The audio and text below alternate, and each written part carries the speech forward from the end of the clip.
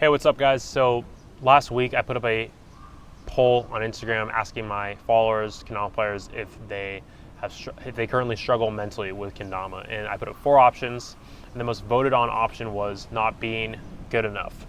Today's video is going to be addressing that common struggle, that common challenge that players have either faced in their life or are currently facing now, of that pressure, right? That personal pressure that we instill on ourselves to be a certain level of skill, a certain standard. I'm going to be talking about my experience with that, how it's affected me, and how I overcame that struggle, and how I recommend others to face it in their journeys as well. So first, I'm going to explain my story with it. This is definitely the most mentally challenging thing I've gone through in Kendama, and actually might have been the most mentally strenuous thing I went through in my whole life in general.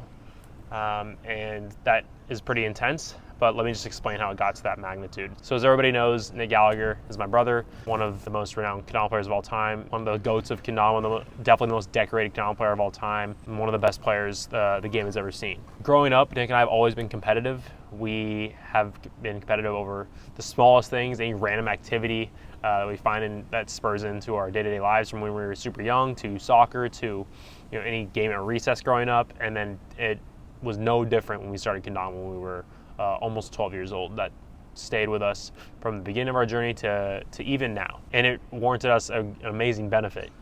This type of competition, this type of environment that we had with each other, pushed our skills and drive in Kendama to, we started in 2012. Fast forward 5 years later, we were not only professional Kendama players, we had our own pro models. We were sponsored by a company. We're getting flown out to different events all across the country of the United States and across the world in general. And we were pushing the game in terms of just raw skill and finding great success in competitions as well. So 5 years down the road in Kendama, we were experiencing all of that, and it was really, really, really amazing. The competition environment made us 10 times better, and we definitely wouldn't have reached that point without it. And at this point, Kendama was a major part of my identity. All these experiences that I'd gone through, all these times traveling, competing, grinding, putting in so many hours into Kendama was a huge part of my identity as a person. So at this point, 5 years in, I was really, really stoked on the progress and really just happy with everything going on. But also at this point, 2017, 2018, Nick started to widen the gap between our skill levels and definitely accolades as well. It became way more noticeable as the year went on, and rightfully so. He was playing way more than me. He loved Kendama more than me. He was putting all the hours that I wasn't into Kendama, where I was playing video games or hanging out with friends or working. Nick was putting all those hours into Kendama, and to see him make this gap of skill to where it was not only that, like, oh, we're close, to where it was like, wow, he's far and beyond my level right now, built on the foundation of competing for our entire lives. It sucked. It was really, really difficult for me to wrap my head around, how is he becoming so much better than me, and how is this even possible? But he started to get more attention from players, started winning more comps, started lacing way harder tricks than me, and it just really was taking a strain on my mental so much, because Kendama was a huge part of my life, and a big part of me was being a brother and competing with my brother, and to see him be so much better at something that I had valued so much in my life was really, really taxing on my mental state, and led to a lot of negative thought patterns. I realized, at this point, if I wasn't at his skill level, if I wasn't there, if I wasn't good enough, this was my standard of good enough, then what was really my worth, not only as a player in my space in Kendama, but as a person? Because I wasn't just any random friend or random player, from across the world having this effect on me, and I was super close with. It was my brother, someone I've been close with my entire life, someone I had a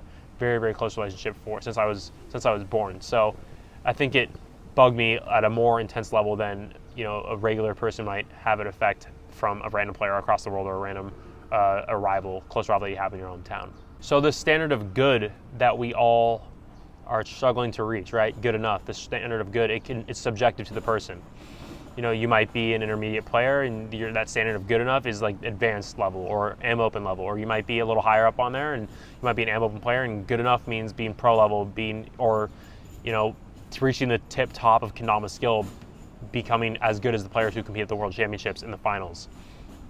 This all is subjective. That standard of good enough is totally made up to what our expectations are and who we're surrounded with, are not only in our physical environments who we're playing with, but who we consume the most on social media and our online environments as well. Which is funny because, I think a lot of us, especially at the more skilled we get, that good enough standard can potentially get higher and higher and higher and more disproportionate and more far out than the level you're at now. And so this is really like almost, if you're a soccer player, if you're comparing yourself, you're 17 years old in the game, you're a forward, you're a striker, you can't really get mad at yourself for not being as good as Messi, for example. Someone who has way more experience, someone who has been in the game way longer than you, can't get mad at yourself for not being as good as Mbappe.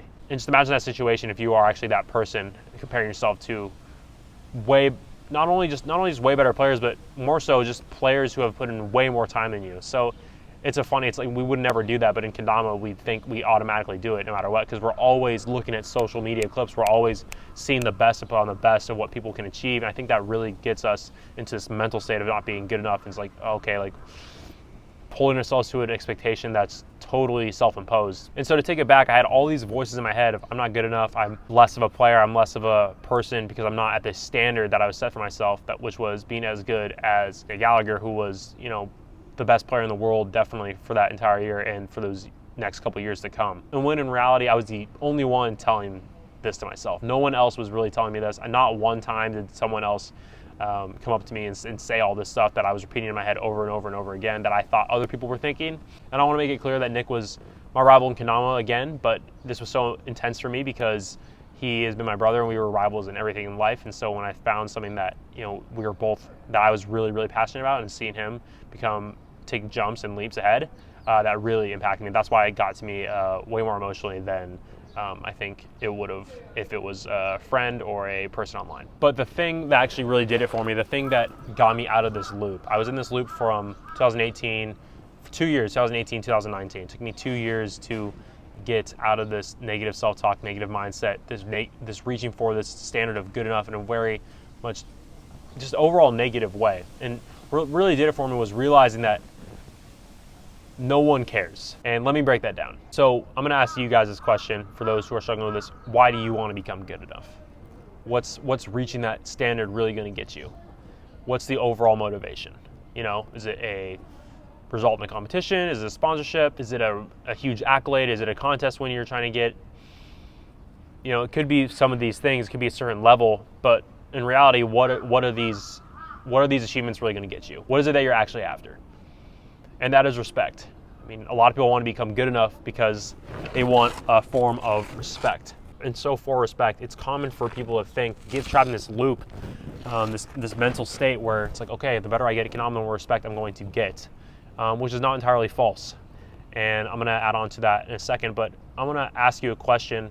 Why do you respect the players you do in Kendama? And it can be a lot of things, right? Their character, their values, how they carry themselves, their commitment to Kendama and their commitment to other passions in life, how well you guys get along with each other, the shared interests, all these attributes of a person, you are going to respect them for this so much earlier, and this takes a lot of importance over how they, are in Kendama skill-wise. If you really ask yourself that question, if you really respected people based on their skill alone, I mean, how many less friends would you have in Kendama? How less fun would Kendama be if you went up to a person, all these amazing connections of people that you've probably met who are beginner Kendama players? That is basically like saying you wouldn't respect them because they're beginner. And now this sounds really silly if it was in reality, if we were really doing this. Obviously you don't do that, but why would you think it'd be different for anybody else to respect you? And I think if you struggle with this mentality, then I think there's some room for you to work on the amount of self-respect that you have for yourself.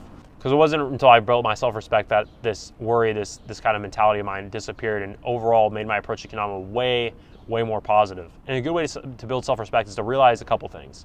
One, you're only in control of what you can control. So how good everybody else is, how many hours other people are putting in, what tricks are being laced by other players. You're not in control of that. So focus on what you can control instead. The amount of hours you're putting into a type of trick you're wanting to work on, the amount of times you're running through a competition trick list, the amount of hours total you put in throughout an entire week in Kendama to achieve that goal of becoming better, to achieve, these new variations and combos you want to get to achieve a certain competition result, wherever that may be. And number two, actually set goals for yourself, actually track your progress.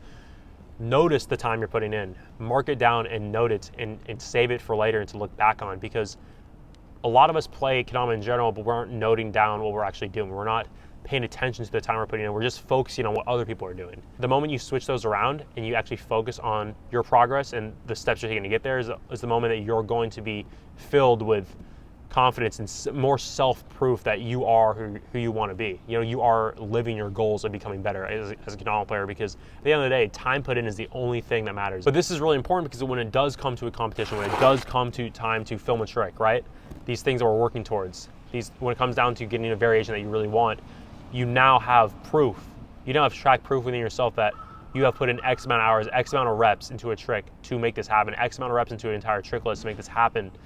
And when you see that for yourself, it becomes so much easier to have that respect. Like, wow, I did all of this. I am this type of person. It doesn't matter what anybody else did. I am this type of person who puts in the amount of work to get better at Kendama. That helps so much more for your mentality, because again, you're focused on what you can control and just diminishing what you cannot. And at this point, that good enough standard, right? That good enough, whatever level you're trying to reach, whether it be a person or a certain level in an event, or what you think is acceptable, it disappears, because how could it stay in? You're too busy focusing on your own goals. You're setting micro goals for yourself, whether it be a certain variation. I want to get, go from still flip to triple still flip. How many reps of still flip? How many reps of double still flip are you doing in a week? How many, if you want to get to a competition place in the podium, how many times you run through that trick list? It doesn't matter about what other people are doing and the results other people are getting. It just matters about, all your time and energy focused on what you can control, your own personal efforts. And so when you control so much focus on that, everything external that's happening slowly fades into the distance. You simply don't have time to focus on that anymore. And so when you do this, three things happen. You have one, no choice but to improve. So that goal of improving is still there, and you're making massive, massive strides on it. You're still becoming a better Kendama player, which is something you want to do in the first place. Number two, you're adjusting, you're noticing what's going right and what's going wrong in your progress. If you actually track things, how much time you're putting in, what's going right in these sessions, you're going to notice patterns of what's working right, what's not working well, and you can make adjustments towards this to actually keep your progress more consistent and more on track. And number three, you're going to gain self-respect and self-proof that you are the player who you say you are. You are the player that you actually want to become in the future, a better player, because a better player puts this amount of time and they give themselves this amount of self-proof, and they put themselves in opportunities to grow, which, whether it be a competition or a long film grind, it doesn't matter. You are putting that type of work in, which is going to make you that type of player that you want to become, a better player. So going back to what I said earlier about becoming better as a form of respect, think about becoming better at Kendama as a bonus as to what you already offer as a person. Again, it's not a video that says skill doesn't matter, because it does. You should care about it. It's a great tool in Kendama, but it's not everything you are as a player. And if you have an amazing character, that amount of respect that you get is going to be huge, proportionate to the amount of respect that you get by becoming better at Kendama. And when you have both, when you actually have their self-respect and have the habits to actually be who you want to be that improved player, once you get that dialed in and the habits towards that and the systems to achieve, then you get the best of both worlds, and you're on an endless path of improvement and higher level of respect each and every single day.